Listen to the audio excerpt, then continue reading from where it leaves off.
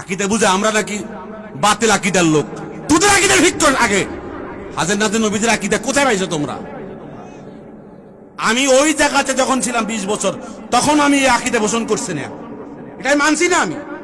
আমি সেই ময়দানে এটা বিরুদ্ধে কথা বলছি। এই জন্য আমার আমি ওহাবি। আমি আগেও ওহাবি ছিলাম, এখনো ওহাবি। আগে ছিলাম হাফ, এখন হয়েছে ফুল। আলহামদুলিল্লাহ। কর রাসূলুল্লাহ সাল্লাল্লাহু আলাইহি ওয়াসাল্লামের ক্ষেত্রে আমরা কি হাজির নাজির বলবো কিনা প্রশ্ন আসে। আমরা জনপুর ফুরফুরা বলি না, এবং আমরা এটাও বলি না যে আমরা যখন মিলাদ শরীফে কিয়াম করি তখন আল্লাহ রাসূল সাল্লাল্লাহু আলাইহি ওয়াসাল্লাম হাজির হন। এটাকে আমরা বেয়াদবি মনে করি। কারণ মুহাম্মদ সাল্লাল্লাহু আলাইহি ওয়াসাল্লাম হায়াতুন নবী, উনি জান্নাতুল ফেরদাউস রওজা মুবারক থেকে তো আরশে আজিম পর্যন্ত আল্লাহর দেখা। তাহলে কোথায় উম্মত দাঁড়ায় সালাম করলো, কোথাও বসে, এটা দেখার জন্য হাজির হবার তো দরকার হয় না। কথা বুঝতে পারছেন? এটা নিয়েও আপনারা বাড়াবাড়িতে লিপ্ত হবেন না। কথা বুঝতেছেন? এক ভাই প্রশ্ন করেছেন, 12 রবিউল আউয়াল পবিত্র ঈদ মিলাদুন নবী সাল্লাল্লাহু আলাইহি ওয়াসাল্লাম পালন করি, আনন্দ প্রকাশ করি। কিছু ভাই আমাদেরকে বলেন, এই দিনে তো আল্লাহ রাসূল সাল্লাল্লাহু আলাইহি ওয়াসাল্লাম বিদায় নিয়েছেন, তাহলে তোমরা শোক পালন করো না কেন? সুন্দর প্রশ্ন করছেন। আচ্ছা ভাই, সাধারণ উম্মত মারা গেলে শোক করার নিয়ম কয়দিন? এরপরে করা কি জায়েজ আছে? জায়েজ নাই। তো আল্লাহ রাসূল মুহাম্মদ সাল্লাল্লাহু আলাইহি ওয়াসাল্লাম হায়াতুন নবী, উনি দুনিয়া থেকে বিদায় নিয়েছেন, এই জন্য শোক করার কোনো নিয়ম নাই। তিনি এসেছেন রাহমাতুল লিল আলামিন হিসেবে, সেই কথা স্মরণ করে শুধু আনন্দই প্রকাশ করা যায়। কথা বুঝতে পারছেন?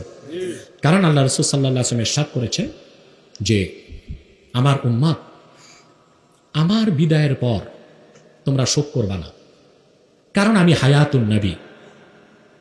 তুরাজু আলাইয়া আমালুকুম, তোমাদের আমলগুলো আমাকে দেখানো হবে। ফামা রাআইতু মিন খাইরিন ফাহামিদতুল্লাহ আলাইহি, যখন আমি দেখব তোমরা নেক আমল করছো, আমি আল্লাহর প্রশংসা করব।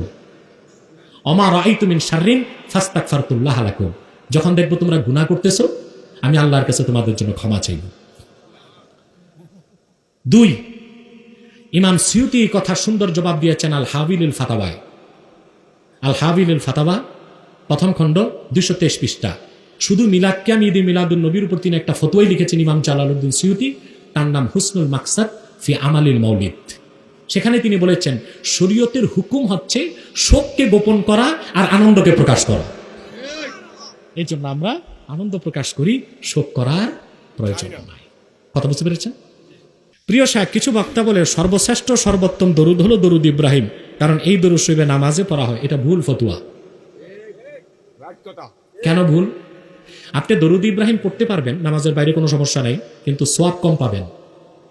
তো সোয়াব কম পাইলে ওটা কি সর্বশ্রেষ্ঠ দরুদ হয়? বলবেন কেন সোয়াব কম? কেন?